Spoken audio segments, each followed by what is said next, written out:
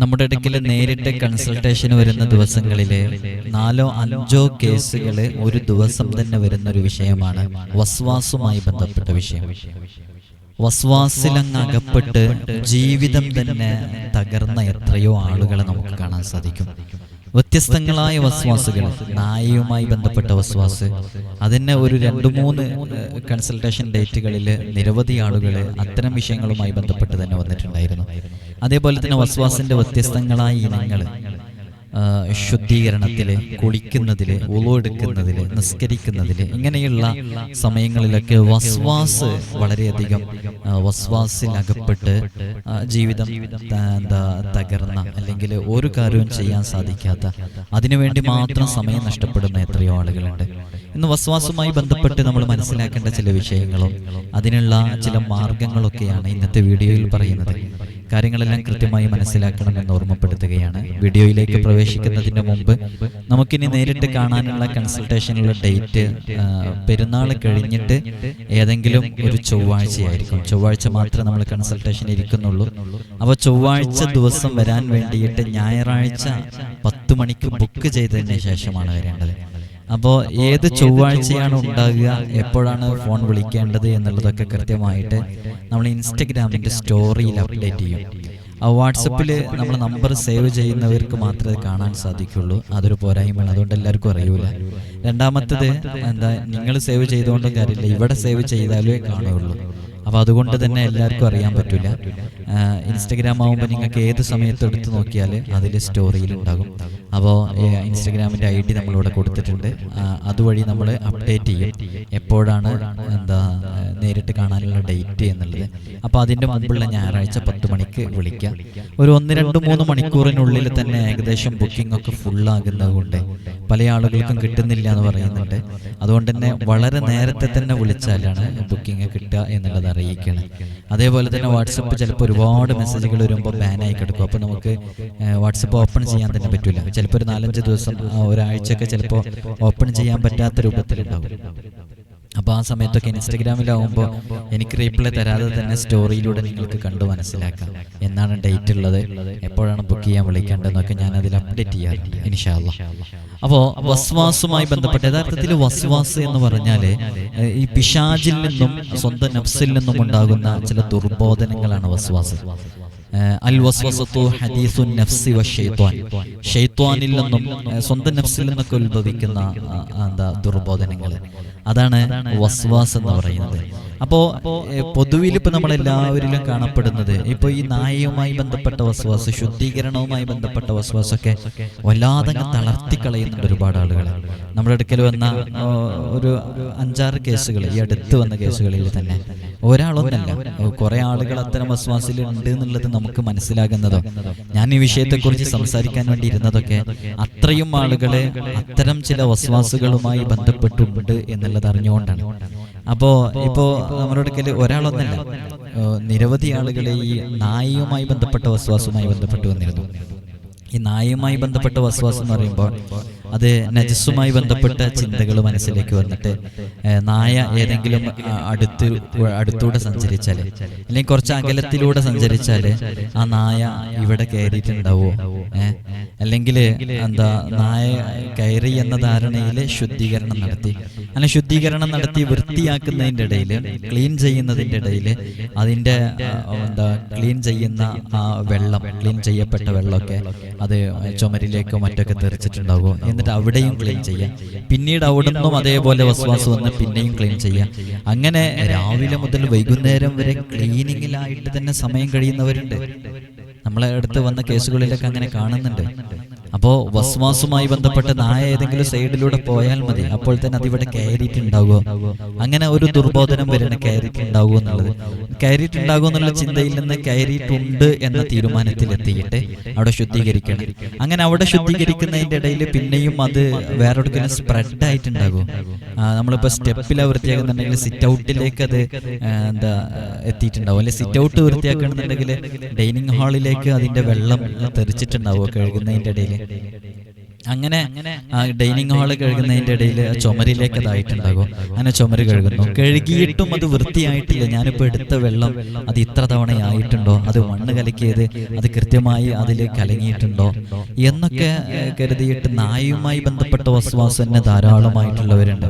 ചില ആളുകൾ കുളിക്കാൻ വേണ്ടി നിന്ന് കഴിഞ്ഞിട്ടുണ്ടെന്നുണ്ടെങ്കിൽ അവർക്ക് കുളിച്ചിട്ട് റെഡി ആയിട്ടില്ല എന്ന് തോന്നിപ്പോവാണ്, വിചാരങ്ങൾ വരികയാണ്. അങ്ങനെ വന്ന് വീണ്ടും അവർ കുളിക്കുന്നു. അങ്ങനെ കുളിച്ച് ഇത് ശരിയായിട്ടില്ല എന്ന് തോന്നിയിട്ട് ടെൻഷനാവുകയാണ്. അങ്ങനെ വീണ്ടും കുളിക്കണം. പിന്നെ ഇത് സമ്മർദ്ദം കൂടിക്കൊണ്ടിരിക്കുകയാണ്. അങ്ങനെ സമ്മർദ്ദം കൂടി അവന്റെ ചിന്തയിലേക്ക് തള്ളിക്കയറി വരുന്ന ചില വിചാരങ്ങൾ, ഇത് ശരിയായിട്ടില്ല, അത് അവനക്ക് നിയന്ത്രിക്കാൻ പറ്റുന്നില്ല. ഇഖ്തിയാർ കൂടാതെ വരുന്നതാണ് അതൊക്കെ.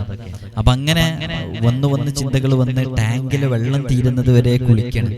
ഉളു എടുക്കുമ്പോൾ അത് കഴിയുന്നില്ല ഉളു എടുക്കുന്നത്. ഇങ്ങനെ ശുദ്ധീകരണത്തില് വൃത്തിയാക്കുന്നതില് വസ്വാസ് വല്ലാതെ അലട്ടിക്കൊണ്ടിരിക്കുന്ന ചില ആളുകളുണ്ട്. വ്യത്യസ്തങ്ങളായ രൂപങ്ങളിൽ വസ്വാസ് നമുക്ക് കാണാൻ പറ്റും. ഈ വസ്വാസിനെ കുറിച്ചൊക്കെ പറയുമ്പോൾ വസ്വാസ് യഥാർത്ഥത്തില് ചിലപ്പോഴൊക്കെ അതൊരു ഭ്രാന്തന് അനുഭവിക്കുന്ന ഭ്രാന്തിനേക്കാളും കൂടുതൽ ശക്തമായ രൂപത്തിലേക്ക് വസ്വാസ് എത്തുന്നുള്ളതാണ്. അത് അനുഭവങ്ങളിൽ നിന്നാണ് നമുക്ക് മനസ്സിലാക്കാൻ പറ്റും പലരുടെ. ഇപ്പൊ ഈ ഭ്രാന്ത് എന്ന് പറഞ്ഞാൽ ഇത് സ്വമേധയാ ചെയ്യുകയല്ല. അവന്റെ മനസ്സിൽ അതിനെക്കുറിച്ചുള്ള ചിന്ത ഒരു പക്ഷെ ഉണ്ടായിക്കോളുന്നില്ല. നേരെ മറിച്ച് ഒരു വസ്വാസിലകപ്പെട്ട ഒരു വസ്വാസുള്ള ഒരാളാണെന്നുണ്ടെങ്കിൽ അയാളെ സംബന്ധിച്ച് അയാൾക്ക് ടെൻഷനാണ്. അവന് ചെയ്യുന്ന വിഷയം ഇങ്ങനെ ആവർത്തിച്ച് ചെയ്യേണ്ടി വരുന്നു, അതിനെക്കുറിച്ച് ആകുലതയുണ്ടാകുന്നു എന്നുള്ളതാണ് വസ്വാസിന്റെ ആളുകൾക്കുള്ള പ്രശ്നം. അതുകൊണ്ട് തന്നെ ഒരു ഭ്രാന്തിലേക്ക് ചേർത്തി നോക്കുമ്പോൾ ഭ്രാന്തിനേക്കാളും ശക്തമായ രൂപത്തിൽ മനുഷ്യനെ തകർത്തുകൊണ്ടിരിക്കുന്ന, അല്ലെങ്കിൽ മനുഷ്യന്റെ ജീവിതശൈലിയെ മാറ്റിക്കൊണ്ടിരിക്കുന്ന, വല്ലാതെ ഇല്ലാതാക്കിക്കൊണ്ടിരിക്കുന്ന ഒരു സംഗതിയാണ് വസ്വാസ്. വസ്വാസിനെ തൊട്ട് രക്ഷപ്പെടാനുള്ള മാർഗങ്ങൾ നമ്മൾ ഇന്നത്തെ വീഡിയോയിൽ പറയുന്നുണ്ട്. ഒരു ദിക്റും അതേപോലെ തന്നെ അതുമായി ബന്ധപ്പെട്ട് ചൊല്ലേണ്ട ഇസ്മൊക്കെ നിങ്ങളുടെ ജീവിതത്തിൽ പകർത്തി നോക്കാം. അപ്പോ ഈ വസ്വാസുള്ള ആളുകളൊക്കെ അവരുടെ ശരീരം മെലിഞ്ഞു പോകും. അതേപോലെ തന്നെ അവർക്ക് ഒന്നും ചെയ്യാനുള്ള താല്പര്യം ഉണ്ടാവില്ല, ഒന്നിലൊരു സംതൃപ്തി ഉണ്ടാവില്ല, പൂർത്തിയായി എന്ന് തോന്നൂല. ഈ ആളുകൾക്കിടയിൽ നിന്നൊക്കെ ഉൾവലിഞ്ഞ് നിന്നുകൊണ്ടിരിക്കുന്ന രൂപമായിരിക്കും ഇത്. യഥാർത്ഥത്തിൽ ബുദ്ധിയൊക്കെ മരവിപ്പിക്കുന്ന ഒരു അവസ്ഥയിലേക്കൊക്കെ എത്തും. ആധുനിക മെഡിക്കൽ സയൻസ് വസ്വാസുകളെ വ്യത്യസ്തങ്ങളായ കാറ്റഗറിയായി തിരിച്ചിട്ട് അതിനുള്ള സൊല്യൂഷൻസ് ഒക്കെ പറഞ്ഞുകൊണ്ടിരിക്കുന്നുണ്ട്. അപ്പോൾ ഇങ്ങനെ ട്രീറ്റ്മെന്റ് ചെയ്തവരും അല്ലാത്തവരൊക്കെ നമുക്ക് ചെയ്യാൻ പറ്റുന്ന ചില മാർഗങ്ങൾ, ആത്മീയമായ ചില വഴികൾ ജീവിതത്തിൽ വളരെ സിമ്പിളായിട്ട് നമുക്ക് ഉൾപ്പെടുത്താൻ പറ്റുന്ന ചില കാര്യങ്ങളാണ് പറയുന്നത്. ഇൻഷാ അല്ലാഹ് വസ്വാസുമായി ബന്ധപ്പെട്ട് പ്രയാസപ്പെടുന്ന ഒരുപാട് ആളുകളുണ്ട്. അവർക്കൊക്കെ അല്ലാഹു അവരനുഭവിക്കുന്ന വസ്വാസിൽ നിന്ന് മോചനം നൽകട്ടെ. ആദ്യമായി പറയട്ടെ, ഇബാദാത്തുകളിൽ വരുന്ന വസ്വാസുകൾ. നമ്മുടെ ഫിഖ്ഹിന്റെ കിതാബുകളിലൊക്കെ കർമ്മശാസ്ത്ര പണ്ഡിതന്മാർ ഖഹരിയായ വസ്വാസ് എന്നൊക്കെ പറയുന്ന, നമ്മുടെ ചിന്തയോ കാര്യങ്ങളോ ഇല്ലാതെ നാം ആഗ്രഹിക്കാതെ നമ്മിലേക്ക് തള്ളിക്കയറി വരുന്ന, നമുക്ക് ഒഴിവാക്കണമെന്ന് കരുതിയാൽ ഒഴിവാക്കാൻ പറ്റാത്ത രൂപത്തിലുള്ള വസ്വാസുകൾ. അത്തരം വസ്വാസുകളെ കൊണ്ട് നിസ്കാരത്തിലോ മറ്റുള്ള വിഷയങ്ങളിലൊക്കെ സംഭവിക്കുമ്പോൾ അതുകൊണ്ട് അവനെ ശിക്ഷിക്കപ്പെടൂല എന്ന് കിതാബുകളിൽ മഹാന്മാർ പറഞ്ഞിട്ടുണ്ട്. അതുകൊണ്ട് തന്നെ നിസ്കരിക്കാൻ വേണ്ടി നിൽക്കുന്ന സമയത്ത് നിയ്യത്തുമായി ബന്ധപ്പെട്ട്, ഫാത്തിഹയുമായി ബന്ധപ്പെട്ട്, സുജൂദ് പൂർത്തിയായിട്ടുണ്ടോ, അത്തഹിയ്യാത്ത് പൂർണ്ണമായി ചൊല്ലിയിട്ടുണ്ടോ, എൻ്റെ ഫാത്തിഹ ശരിയായിട്ടുണ്ടോ തുടങ്ങിയ സംശയങ്ങൾ, ഇബാദാത്തുകളിൽ വരുന്ന സംശയങ്ങളെ കൊണ്ട് പേടിക്കേണ്ടതില്ല. അത്തരം വസ്വാസുകൾ വരുന്ന സമയത്ത് പൂർണ്ണമായും അതിനെ തൊട്ട് ഇഅ്റാദ് ചെയ്യുക എന്നുള്ളതാണ് അതിൻ്റെ പരിഹാരം. ഇഅ്റാദ് ചെയ്യുക എന്ന് പറഞ്ഞാൽ ഇങ്ങനെയുള്ള വസ്വാസ് വന്നാൽ പ്രശ്നമില്ല, അതുകൊണ്ട് ഞാനതിലേക്ക് ചിന്ത കൊടുക്കുന്നില്ല എന്ന് കരുതി അതിനെ തൊട്ട് തിരിഞ്ഞു കളയുക എന്നുള്ളതാണ് ആദ്യമായിട്ട് അതുമായി ബന്ധപ്പെട്ട് ചെയ്യേണ്ടത്. അപ്പൊ ഇത് ശരിക്കും വസ്വാസ് വരുന്നത് നേരത്തെ സൂചിപ്പിച്ചല്ലോ, ഒരുപാട് ആളുകളിൽ കണ്ടുവരുന്നത് ഈ പിശാചിന്റെ ദുർബോധനങ്ങളാണ്. ഇന്നലി ശൈത്വാനി ലമ്മത്ത ബിബിനി ആദം വലിൽ മലക്കിലമ്മ എന്ന് കാണാം. അതായത് ശൈത്വാനിന്റെ ദുർബോധനങ്ങളും ഉണ്ടാവും, മലക്കിന്റെ ദുർബോധനങ്ങളും ഉണ്ടാവും, മലക്കിന്റെ ബോധനങ്ങളും ഉണ്ടാവും, ശൈത്വാനിന്റെ ദുർബോധനങ്ങൾ ഉണ്ടാവും. ഓരോ വിചാരങ്ങൾ അതിന് തോന്നിപ്പിക്കുന്ന ചില കാരണങ്ങളുണ്ട്. ആ കാരണങ്ങളില് ഈ ശൈത്വാനിന്റെ ഭാഗത്ത് നിന്നുണ്ടാകുന്നതിന് വസ്വാസ് എന്ന് പറയും. മലക്കിന്റെ ഭാഗത്ത് നിന്നുണ്ടാകുന്നതിന് ഇൽഹാം എന്ന് പറയും. അപ്പൊ മലക്ക് നമുക്ക് നിർദ്ദേശിച്ചു തരുന്ന, നമ്മുടെ ചിന്തയിലേക്ക് വരുന്ന ചില കാര്യങ്ങളൊക്കെ അത് മലക്കിന്റെ ഭാഗത്ത് നിന്നാണെന്നും അതിന് ഇൽഹാം എന്നാണ് അതിന് പറയാറുള്ളത്. അത് നമുക്ക് ആഖിറത്തിലേക്ക് ഉപകരിക്കുന്ന, നമുക്ക് ഉപകാരമുള്ള കാര്യങ്ങളായിരിക്കാം അത്തരം കാര്യങ്ങളുമായി ബന്ധപ്പെട്ട് നമ്മുടെ ചിന്തയിലേക്ക് വരുന്നത്. മലക്കുമായി ബന്ധപ്പെട്ടതാകുമ്പോൾ ശൈത്വാനുമായി ബന്ധപ്പെട്ട് ചില ദുർബോധനങ്ങളാ വരിക. ദുർബോധനങ്ങൾ എന്ന് പറഞ്ഞാൽ ചിലപ്പോൾ അത് വലിയ ഗൗരവമുള്ള വിഷയത്തിലേക്കൊക്കെ എത്തും ചില സമയങ്ങളിൽ. അപ്പൊ ഏത് പ്രവർത്തനങ്ങൾ ചെയ്യുന്നതിന്റെ മുമ്പും, ഈ വസ്വാസുമായി ബന്ധപ്പെട്ട് മനസ്സിലാക്കേണ്ടത്, ഏതു പ്രവർത്തനങ്ങൾ ചെയ്യുന്നതിന്റെയും മുമ്പ് ചില വിചാരങ്ങൾ നമ്മുടെ മനസ്സിലേക്ക് വരും. ചില വിചാരങ്ങൾ, ആ വിചാരങ്ങളെ തുടർന്ന് അതിലേക്കൊരു ആഗ്രഹങ്ങൾ വരും. ആ ആഗ്രഹങ്ങൾ വരുന്ന സമയത്ത് അത് ചെയ്യണോ ചെയ്യണ്ടേ എന്നുള്ള ഒരു ഇതിലെത്തുന്ന സമയത്ത് പിന്നെ ഏതെങ്കിലും ഒന്നിലേക്ക് മുൻതൂക്കം വന്നിട്ടാണ് ഓരോ പ്രവർത്തനങ്ങളും ഉണ്ടാകുന്നത്. അങ്ങനെ ഓരോ പ്രവർത്തനങ്ങളും ഉണ്ടാകുമ്പോൾ ഈ വിചാരങ്ങൾക്ക് അടിസ്ഥാനമായിട്ടാണ് പ്രവർത്തനങ്ങൾ ഉണ്ടാവുക പറഞ്ഞല്ലോ. ആ വിചാരങ്ങളാണ് ഞാൻ നേരത്തെ പറഞ്ഞ വിചാരങ്ങൾക്ക് പിന്നിൽ പ്രവർത്തിക്കുന്ന കാരണങ്ങൾ. ഒന്നുകിൽ ശൈത്വാനായിരിക്കും, അല്ലെങ്കിൽ മലക്കായിരിക്കും. ശൈത്വാനിന്റെ ഭാഗത്ത് നിന്നാവുമ്പോഴാണ് അത് വസ്വാസായി മാറുന്നത്. അപ്പൊ നമുക്കത് തോന്നിപ്പിക്കണം, ഞാൻ ഈ ചെയ്തത് ശരിയായിട്ടില്ല, ഒന്നും കൂടെ ചെയ്തു നോക്കാം. പിന്നെയും നമ്മുടെ മനസ്സിലേക്ക് ആ ചെയ്തതും ശരിയായിട്ടില്ല, ഒന്നും കൂടെ ചെയ്തു നോക്കാം. ഇങ്ങനെ തോന്നിക്കൊണ്ടേയിരിക്കും എന്നുള്ളതാണ് വസ്വാസ്. അത് ഈമാനിന്റെ അടയാളമാണെന്ന് പറഞ്ഞ മഹാന്മാരുണ്ട്. അൽ വസ്വാസു അമാറത്തുൽ ഈമാൻ, ഈമാനിന്റെ അടയാളമാണെന്ന് പറഞ്ഞവരുണ്ട്. അപ്പൊ ഈമാനിന്റെ അടയാളം എന്ന് പറഞ്ഞത് അത് ഈമാനിന്റെ അടയാളമാകാനുള്ള കാരണം അത് യഥാർത്ഥത്തിൽ നമ്മൾ ഒരു പ്രവൃത്തി ചെയ്തത് ശരിയായിട്ടില്ല, അതുകൊണ്ട് തന്നെ അത് ഇനിയും ചെയ്യണം. ഒരു ഈമാനില്ലാത്ത ആളാണെങ്കിൽ ഞാൻ ചെയ്തല്ലോ, ഇനി എന്തിനാ ചെയ്യേണ്ട ആവശ്യമില്ലല്ലോ എന്ന് കരുതി മാറി നിന്നാൽ മതിയല്ലോ. ഈ ഈമാനുള്ളവരിലാണ് യഥാർത്ഥത്തിൽ വസ്വാസ് ഉണ്ടാകുക. ഒഴിഞ്ഞ വീട്ടിലേക്ക് ഒരു കള്ളൻ പ്രവേശിക്കാറില്ലല്ലോ. അപ്പോ ഈമാനിന്റെ അടയാളം തിൽക മഹ്ലുൽ ഈമാൻ എന്നൊക്കെ കിതാബുകളിൽ കാണാം. പക്ഷേ വസ്വാസ് പ്രയാസകരമായി വരുന്ന സാഹചര്യങ്ങളിൽ അത് ഷെയ്ത്വാനിന്റെ ദുർബോധനങ്ങളിൽ നിന്നോ ഷെയ്ത്വാനിന്റെ ഭാഗത്തു നിന്നോ അതിന് അടിമപ്പെടുന്ന ചില സന്ദർഭങ്ങളിലൊക്കെ നമ്മൾ വളരെയധികം ഗൗരവത്തോടുകൂടെ ശ്രദ്ധിക്കേണ്ട ചില കാര്യങ്ങളുണ്ട്. ഇപ്പൊ ഈ ശുദ്ധീകരണത്തിലൊക്കെ ടാങ്കിലെ വെള്ളം പൂർത്തിയാകുന്നത് വരെ കുളിച്ചുകൊണ്ടിരിക്കുക എന്ന് പറഞ്ഞാൽ അത് ഗൗരവമുള്ള വിഷയം തന്നെയാണ്. പ്രധാനമായിട്ടൊരു മനുഷ്യന്റെ ഏറ്റവും അവന് വാല്യൂ കൊടുക്കേണ്ട ഒരു വിഷയമാണ് അവന്റെ ടൈം. ആ ടൈം ഒരു കാരണവശാലും വേസ്റ്റ് ചെയ്യപ്പെടാൻ പാടില്ല.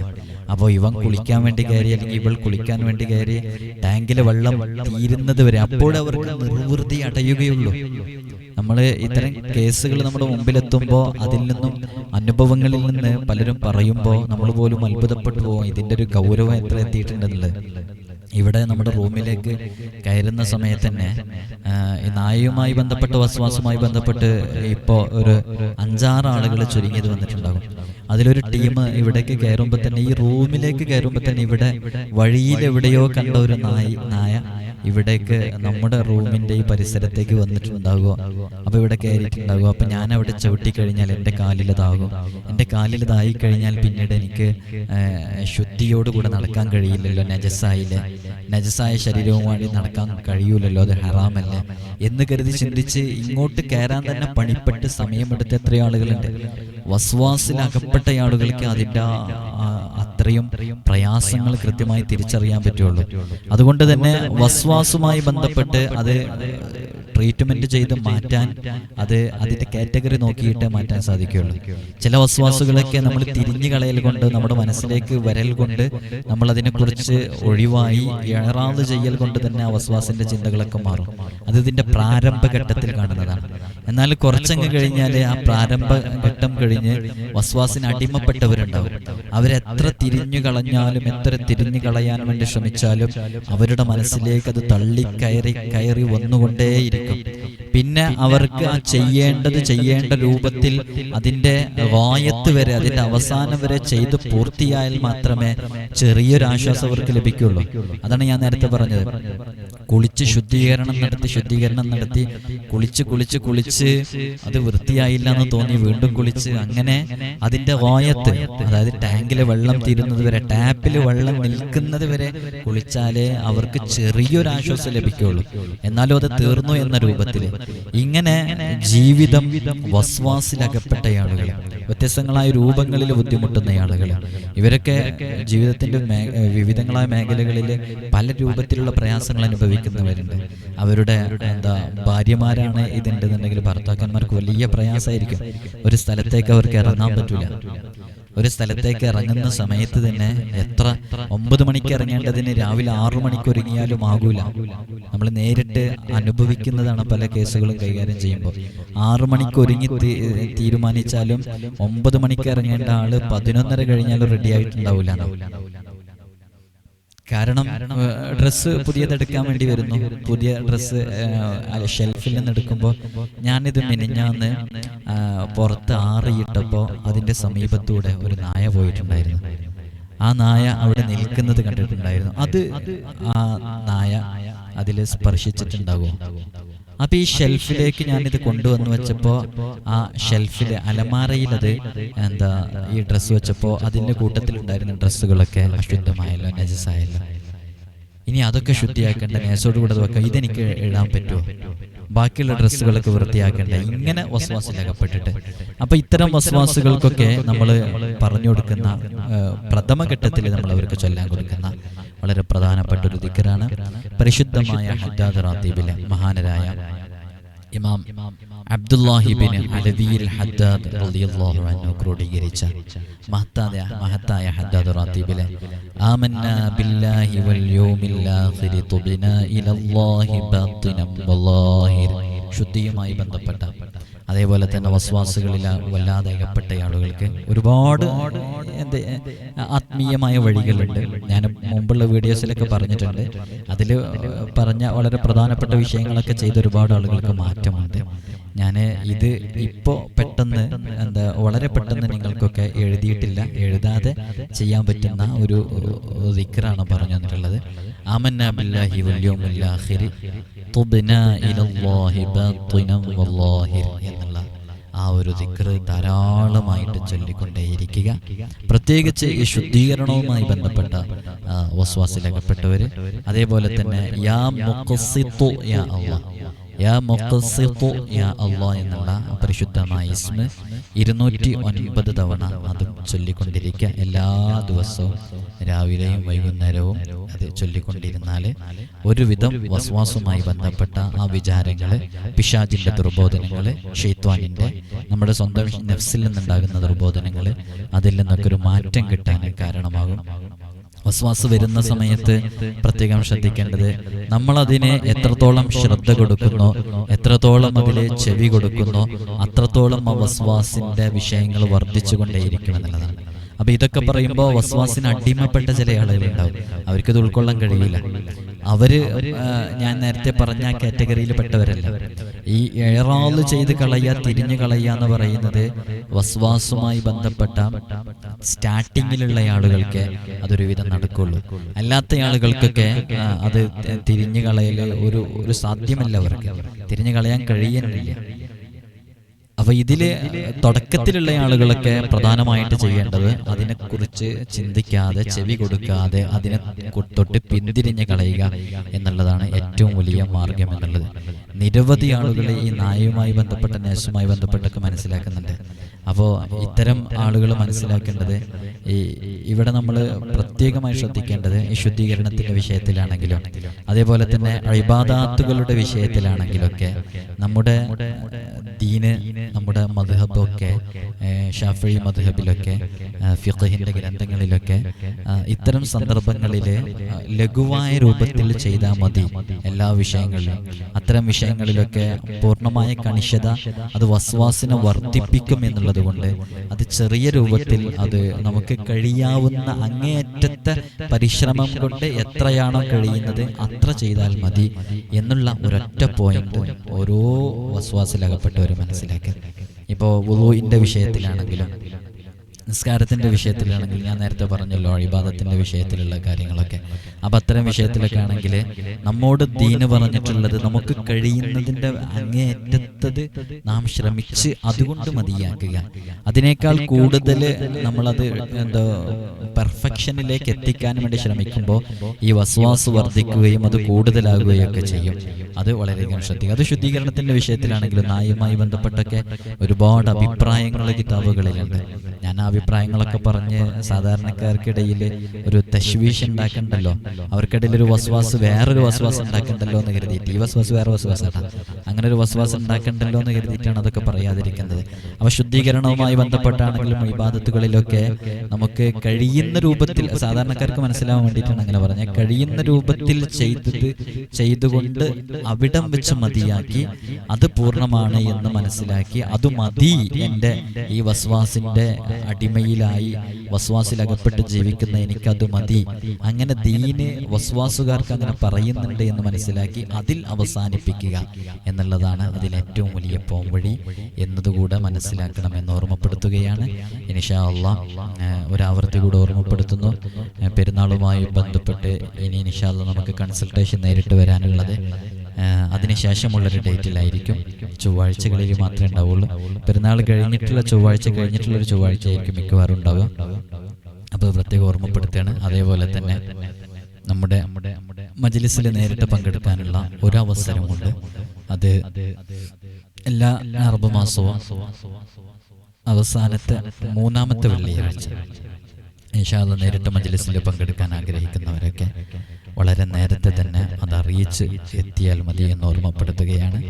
ഇത്തരം വസ്വാസുകളിൽ അകപ്പെട്ട ആളുകൾക്കൊക്കെ അല്ലാഹു ശാന്തിയും സമാധാനവും നൽകട്ടെ, സന്തോഷം നൽകട്ടെ. വസ്വാസിന്റെ വ്യത്യസ്തങ്ങളായ ഇനങ്ങളെക്കുറിച്ച് പറയുകയാണെങ്കിൽ സെപ്പറേറ്റ് ഓരോ വീഡിയോ പറഞ്ഞ് ചെയ്യാൻ മാത്രമുണ്ട്. ഞാനിത് ഒരൊറ്റ വീഡിയോയിൽ ഉൾപ്പെടുത്തിയത് കൊണ്ടാണ് ഇതിൻ്റെ വിശദമായ വിവരണത്തിലേക്ക് പ്രവേശിക്കാതെ ജസ്റ്റ് ഒന്ന് പറയേണ്ടി വന്നത്. ഇൻഷാ അല്ലാഹ് ആവശ്യമെങ്കിൽ ആ രൂപത്തിൽ നമുക്കൊരു വീഡിയോ വേണമെങ്കിൽ ചെയ്യാം. അസ്മാഉൽ ഹുസ്ന എല്ലാ ദിവസവും രാവിലെയും വൈകുന്നേരവും ചെല്ലുന്ന നമ്മുടെ നൂറെ മദീനയുടെ ആത്മീയ മജ്‌ലിസിൽ കഴിയുന്ന ആളുകളൊക്കെ രാവിലെയും വൈകുന്നേരവും പങ്കെടുത്താൽ ഞാൻ നേരത്തെ പറഞ്ഞ യാ മുഖ്സിത്തു യാ അല്ലാഹ് എന്നുൾപ്പെടുന്ന ഇസ്മുകളൊക്കെ എല്ലാ ദിവസവും നമ്മൾ അസ്മാഉൽ ഹുസ്ന ചൊല്ലുമ്പോൾ ചൊല്ലുന്നുണ്ട്. ഇൻഷാ അല്ലാഹ് കഴിയുന്നവരൊക്കെ അതിൽ പങ്കെടുക്കുക. അല്ലാഹു നാം അനുഭവിക്കുന്ന സകല പ്രയാസങ്ങളിൽ നിന്ന് ബുദ്ധിമുട്ടുകളിൽ നിന്നും സലാമത്ത് നൽകി വിജയികളുടെ കൂട്ടത്തിൽ സാധുക്കളായി നമ്മയും നമ്മോട് ബന്ധപ്പെട്ട സകല ആളുകളെയും ഒരുമിച്ച് കൂട്ടി അനുഗ്രഹിക്കുമാറാകട്ടെ. അസ്സലാമു അലൈക്കും വറഹ്മത്തുള്ളാഹി.